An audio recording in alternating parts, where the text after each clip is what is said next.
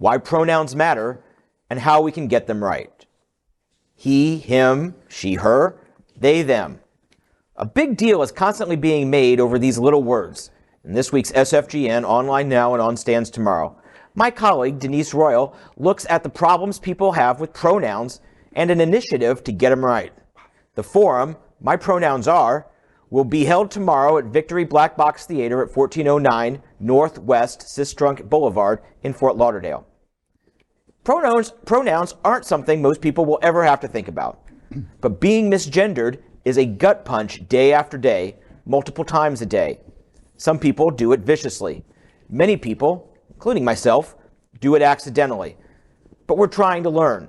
The event is being put on by Ujima Men's Collective Brothas Project. Ujima's executive director, Lorenzo Robertson, told SFGN, quote, "I feel the use of pronouns is so misunderstood because we have been taught a binary existence and experience. We now live in an environment where many people are understanding they do not have to ascribe to the binary paradigm of the past. We have options and opportunities to discover and explore other ways to express who we are as a person regardless of their gender," end quote.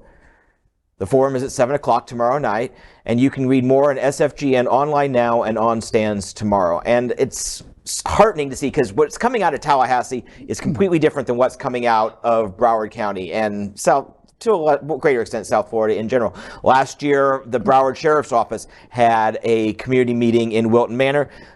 One of the primary topics of conversation was pronouns and why they matter, because we all know that many people are misgendered. Trans are more likely to be victims of crime, and people don't even know that their loved ones have been hurt because they're dead named and things like this. It's a very important thing. It seems small. Like I say, the words are small, but the impact of using them correctly is very important. Yeah. I was, this is an interesting topic to me also. I was just having a conversation with my sister-in-law who lives in a small city and small town in North Carolina. And she does lead some girl groups for her church and various things in the community. She's very involved. And many of the girls are teenagers.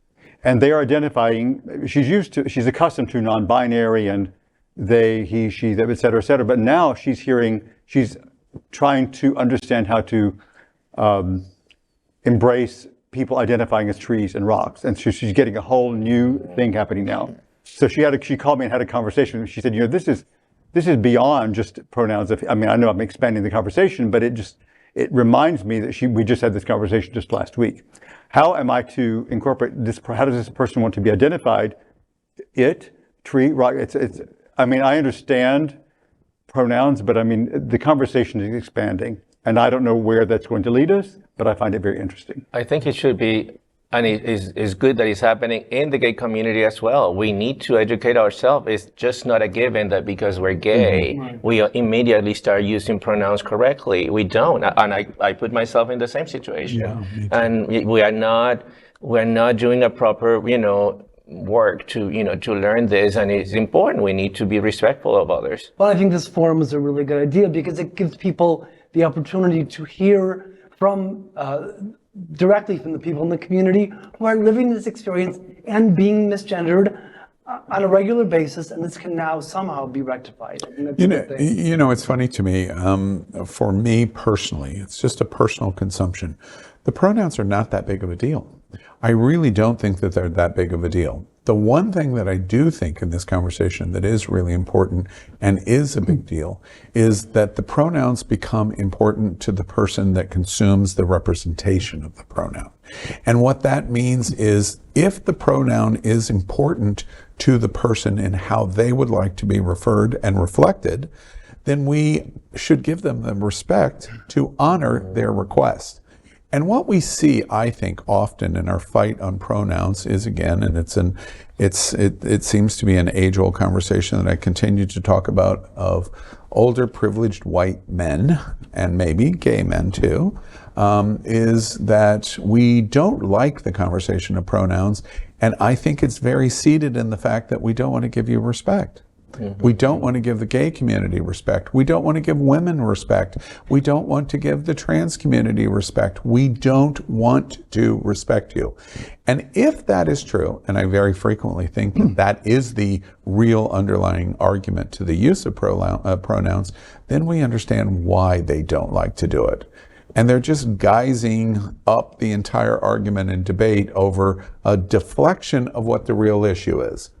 I don't want to because I don't respect you. Do you think it's the same way that men resisted when women wanted to be called Ms. as opposed to Miss? I think it's exactly the same. And again, it's in disrespect of women. It's disrespect. Yeah. And at the end of the day, if somebody wants to be referred to how they want to refer to, who is it for me to say you can't?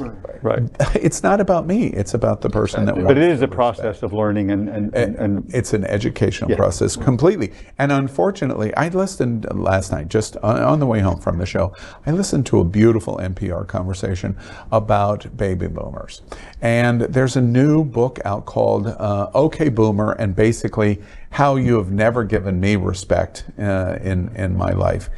It was a bullseye because the observation is the older an American is, the whiter you are, the less diverse you are. You look at Gen Zers, the number of multicultural diversity in Gen Z is 5 times that of baby boomers. And clearly it's important to them in embracement, diversity, respect.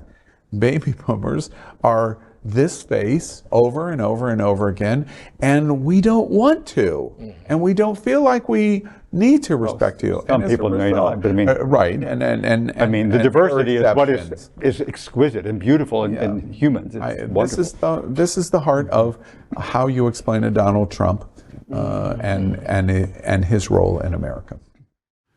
LGBTQ plus news is vital for our community and for the broader world as a whole. We have enough enemies at Fox News. Tucker, Sean, and Laura are loud. We need passionate allies. Happening Out Television Network, Queer News Tonight, and It's Happening Out are literally out of the closet and into the headlines. Our community needs your support. Like this broadcast and subscribe now to ensure the growth of the entire LGBTQ plus community.